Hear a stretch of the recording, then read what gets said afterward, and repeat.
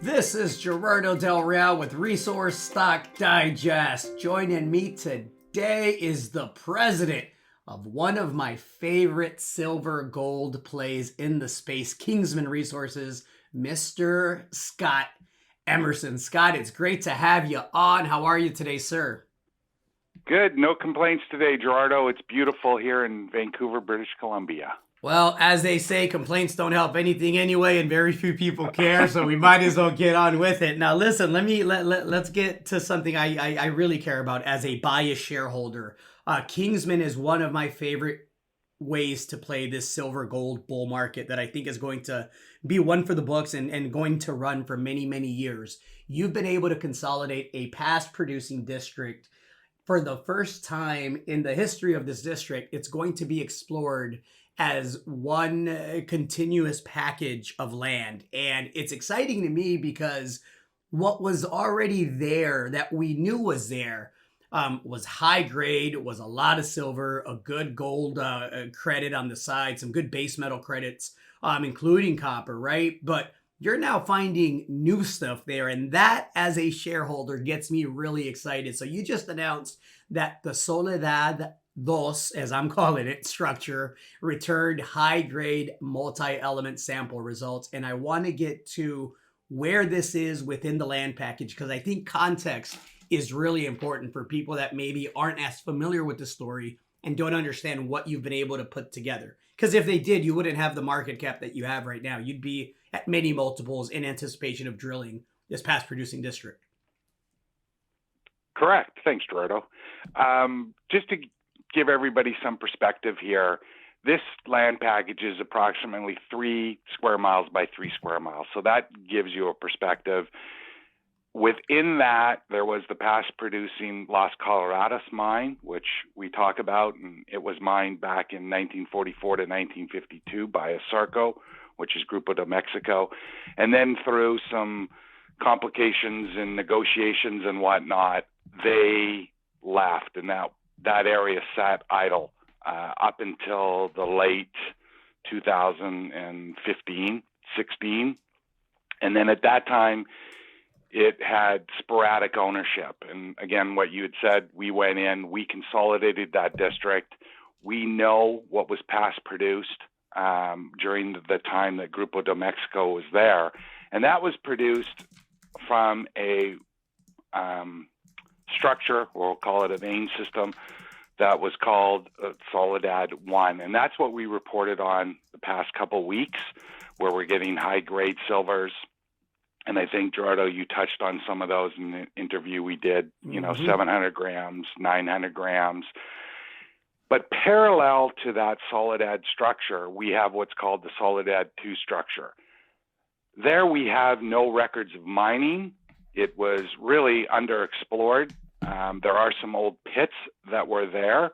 But other than that, that's the only indication on this 1.2 kilometer structure, so it's approximately, close to a mile long, that there was any activity there. So we've spent a considerable amount of time with our geological crew sampling and mapping that structure because, again, both these structures have never been drilled what we say along strike, so the length of it, and they haven't never been drilled below the water table because they didn't have the technologies that we have now back in the 50s or late 40s, early 50s to do that.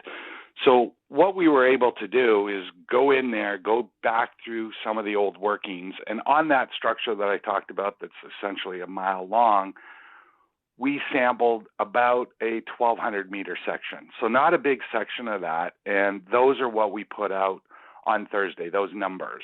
And again, what we're seeing is very high-grade silvers, but unbeknown to us, there's a very high-grade gold component that we've been able to sample. And this is, I'm going to say we haven't seen this before in this area.